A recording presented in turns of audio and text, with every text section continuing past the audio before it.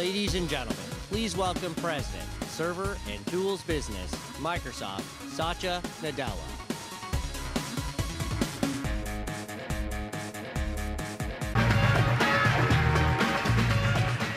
Good morning, everyone. Welcome to day 2 of Build.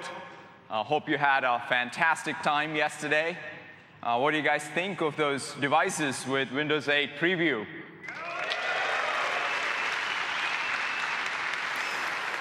I hear last night the most visited website in the world was the blog on how to boot from VHD.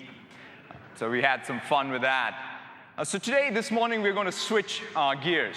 We're going to talk about the back-end Windows platform. Specifically, we're going to talk about Windows Server 8, Windows Azure, and Visual Studio. And we're going to talk about this in the context of the great, tremendous opportunity that you as developers have to lead the transformation of applications from client-server to the world of connected devices and continuous services. This is a massive transformation and a massive opportunity for all of you. Yesterday, Stephen and team talked a lot about connected devices, the new hardware, the new form factors, the new interaction models and user experience, the fact that these devices are always connected, and the fact that the applications that are deployed on those devices are constantly getting enhanced because of the services they connect to. The continuous services that are powering those devices have many key attributes. One of them is the fact that they need to be able to scale with elastic infrastructure. You don't need to be bound by the limits of infrastructure.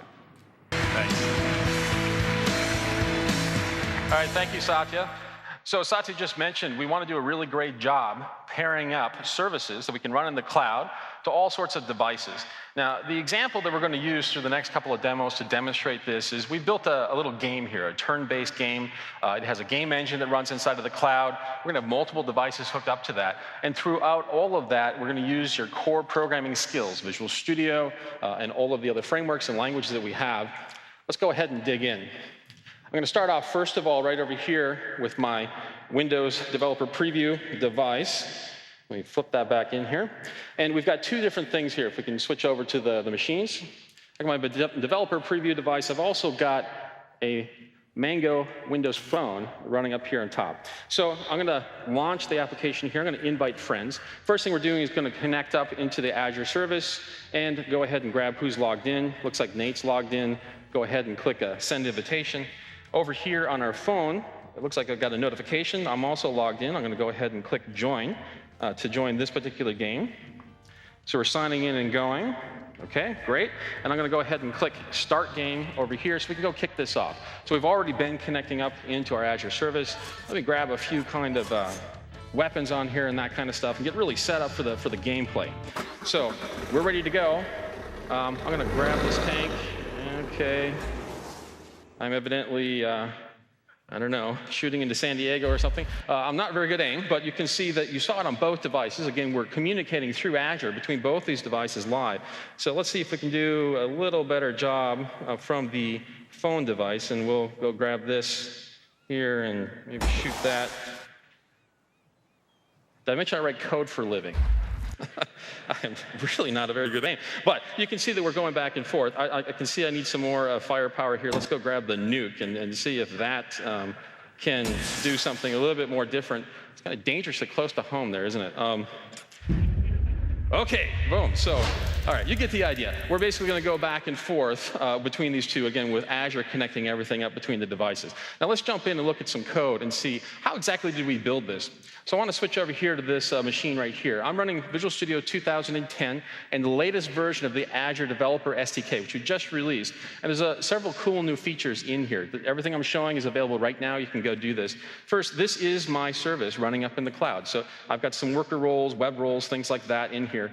One of the things that you asked for feedback is I want more support for going through my testing cycles and staging and things like that. So if I click Service Configuration, you see we have a Managed option now. And say I wanted to add a staging version in here, I can just copy from production because it's one step before. Let's call this one staging. Hit Enter on that. And if I were to go ahead and now pick staging out of the list, I can now configure it. So if I want different connection strings in here, I probably don't need 10 instances. Maybe we'll make this 2, and we'll push that in there. So very easy, simple way for you to connect up your services, definitions, make sure that those are correct and ready to go. Now, in our scenario, the thing I want to do is go add a leaderboard, because we got some great gameplay, but I need to actually have the ability to track a high score, because I think I'm going to get better at that game. So let's go ahead and look at some code for that. And let me go find leaderboard. And rather than have you watch me type a bunch of code here, let's just look at the code real quick. All we're doing, we're using a repository-based model to pull the data back out, turning it into a response and then sending it back. So I can now make a call up, go grab the data, and pull it back. Really straightforward, kind of makes sense. Now, with the code in place, the next thing I want to do is go up and actually publish. So I'm going to go up and click the publish. With that, I can go back and, it's my Tankster application, and then I have this service right here. Here's my staging. Now, when my service is up there, I'm going to be using the normal support for monitoring. Is my system up? Is it running the way that I want to? Anything I need to adjust or anything else like that? But in addition to that, we want to enable some advanced diagnostics. So when you get past the kind of top-level monitoring things, and maybe I've got some bottlenecks in my code, we have IntelliTrace in here, one of the things we've enabled is profiling.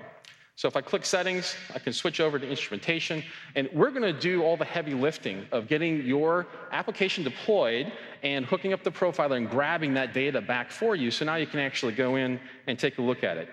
In the interest of time, let's go right over and take a look at a profiling example that we have.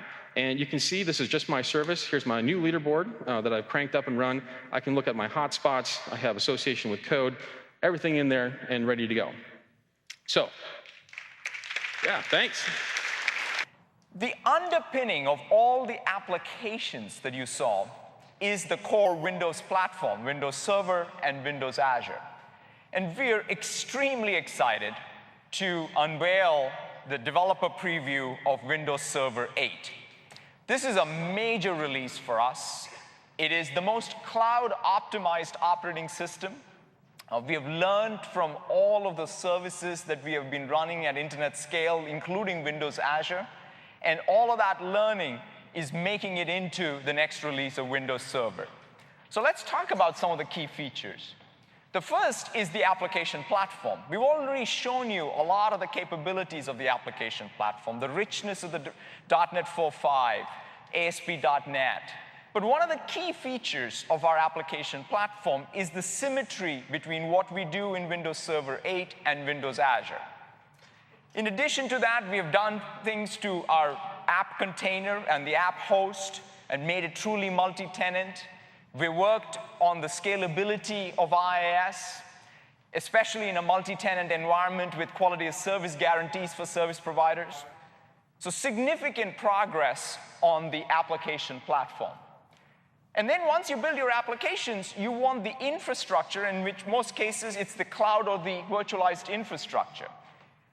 And we have done a major revamp of how you can, in a multi-tenant way, provision your compute, your storage, and your network in support of your variety of different application workloads. The entire virtualization and cloud is built on top of our high availability infrastructure. We've taken, in fact, a lot of the learnings from especially the scale-out architectures we have in Windows Azure and elsewhere, and democratized it in the sense that we can now have small-sized clusters with high availability. So we don't have to be a large-scale provider to have high availability.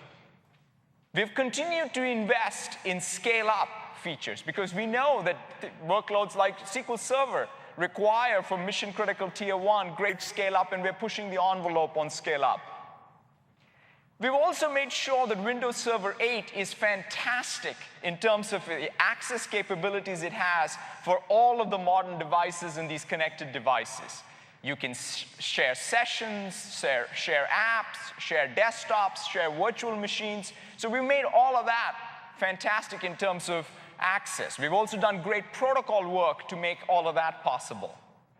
But having made access easy and seamless, we've also made sure that there is great control for the IT administrators, especially with claims-based authorization and centralized audit controls, we can ensure that there's compliance built into the system and enforced both for user access as well as applications. Ladies and gentlemen, please welcome Chief Executive Officer, Microsoft, Steve Ballmer.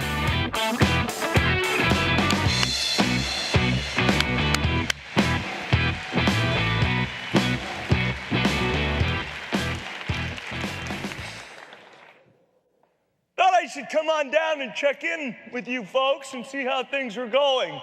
Any reactions to what you saw yesterday and today?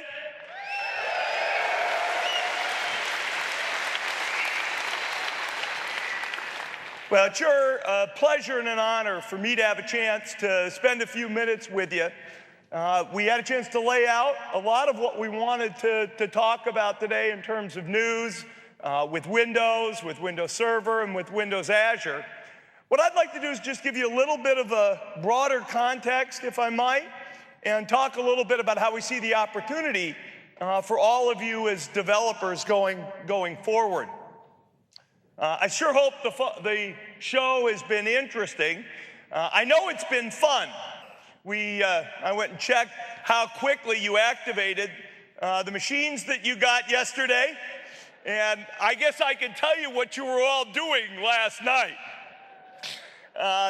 I'm sure that was a lot of fun, and while it's clear we have a long way to go still with Windows 8, we've been gratified certainly by the reactions and the interest. In addition to the machines that we distributed here, there have already been 500,000 downloads off the website of Windows 8, which we were very gratified to see. Some of the reactions that we have heard, either in the press or through the blogosphere and through Twitter, from VentureBeat, Windows 8 reimagines user experience and adds major performance gains. From Tom Warren, I've never witnessed this much excitement in a Microsoft audience at a keynote before. It's electric. Thank Tom, and thanks to all of you. Compatibility remains a hallmark of what we do, which is important to you as developers. If you really want to make maximum return on your investment, it's got to keep with us as we move forward. Windows 8 runs Windows applications that go back, now I guess I can fairly say, decades ago. Windows Phone 7.5 will run Windows 7 apps. Whatever the successor to Windows Phone 7.5 is, it's going to run Windows Phone 7 applications. The work we're doing in Azure to make it much more seamless to bring a Windows Server app to the Azure platform is all part of Microsoft's compatibility promise to create opportunity for you.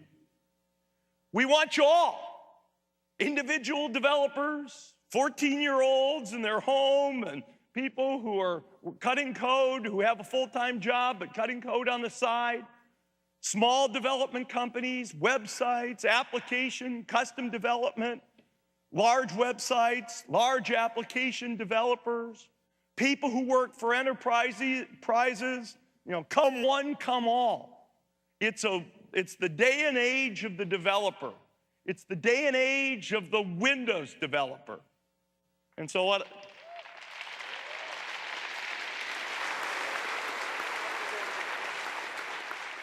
And in the day and age of the Windows developer, I'm going to leave you with one last thought. Let's move forward together, and let's seize the opportunity for developers, developers, developers. Thank you all very much.